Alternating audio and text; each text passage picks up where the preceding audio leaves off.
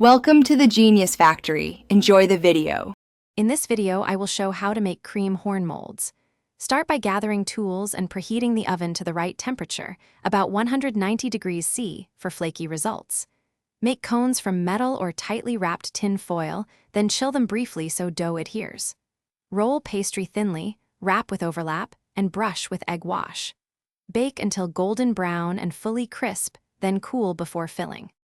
To make reliable tin foil cones, tear long sheets and fold them to create a sturdy core, then shape into tapered cones with a slightly flared base.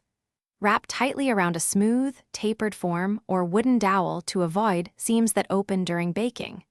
Double wrap if you need extra strength, and press the tip closed so no dough slips through. Keep cones uniform so horns bake evenly. If you're enjoying this guide, please subscribe and like to support new baking videos.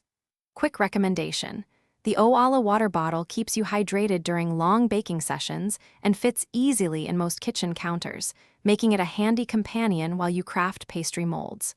Check the description for the link and other deals so you can grab one. Thanks for the support. Now let's get back to the video. Cut the puff pastry into equal strips and wrap them diagonally around each cone with a 1/3 overlap, tucking the end underneath. Brush each horn with egg wash to promote deep golden color and sprinkle optional sugar for crunch. Chill wrapped cones briefly to set the shape, then bake on a lined tray until the pastry is crisp and fully cooked through. Cool completely before removing cones and filling. Thanks for watching. If you found this helpful, don't forget to like and subscribe.